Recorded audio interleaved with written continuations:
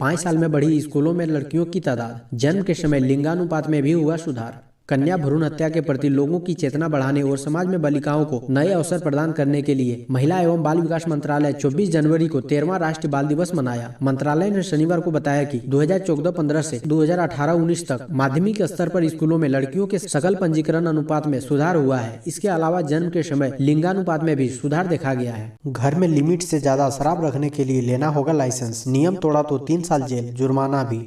UP सरकार ने घर में शराब रखने के लिए नए नियम कायदे बनाए हैं। इसके तहत तय लिमिट से ज्यादा शराब रखने के लिए लाइसेंस लेना होगा। लाइसेंस के लिए 12,000 रुपए सालाना फीस चुकानी होगी। शुरुआत में 51,000 रुपए की गारंटी भी देनी पड़ेगी। इन नियमों का सीधा मतलब है कि अब लोग बिना लाइसेंस के घर में निजी बार नहीं बना पाएंगे। नियम तोड़ने पर 3 साल तक की जेल हो सकती है। योगी सरकार ने आबकारी नीति में यह बदलाव किया है। इसके तहत पर्सनल बार के लिए फीस देनी होगी। किसानों का बड़ा ऐलान, ट्रैक्टर परेड पर बनी सहमति।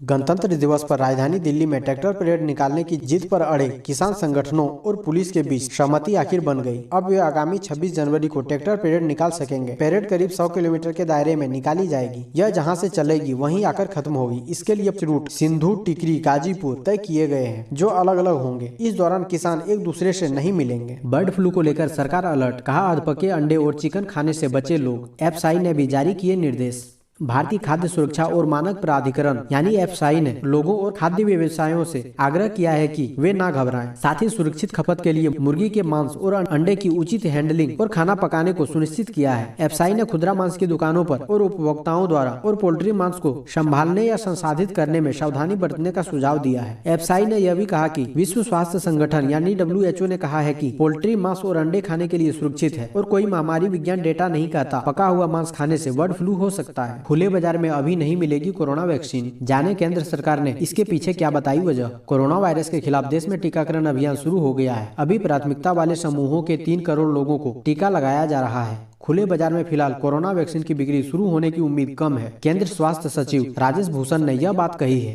उन्होंने कहा कि अभी केंद्र सरकार का पूरा ध्यान 7 से 8 महीने के भीतर प्राथमिकता वाले समूहों के लोगों को कोविड वैक्सीन लगाना है। सड़क हादसों में घायलों का प्राइवेट अस्पतालों में भी होगा मुफ्त इलाज, जाने कहां और किसे मिलेगी सुविधा। हर साल सड़क हादसों में घायल होने वाले लाखों सड़क यात्रियों के लिए राहत भरी खबर है। केंद्र सरकार निजी अस्पताल, नर्सिंग होम में जल्द ही घायलों को मुफ्त इलाज देने की सुविधा शुरू करने जा रही है। इसके तहत 1.5 लाख रुपए तक का इलाज मुफ्त होगा। अस्पताल पहुंचने अथवा दूसरी जगह ट्रांसफर करने में परिवहन खर्च अलग मिलेगा। हिट एंड रन मामले में सरकार ने घायलों का ख्याल रखते हुए उनको इस योजना में शामिल किया है। इतना ही नहीं, अस्थायी अपंगता होने पर 5 लाख रुपए का मुआवजा भी दिया जाएगा। मृत्यु होने पर उनके परिजनों को यह राशि दी जाएगी। इसमें विदेशी सैलानी, तीर्थयात्री भी शामिल है। भारत ने चीन को दिया झटका, एक्स्ट्रा डोज तकनीक से होगा देश के तीसरे सबसे लंबे पुल का निर्माण।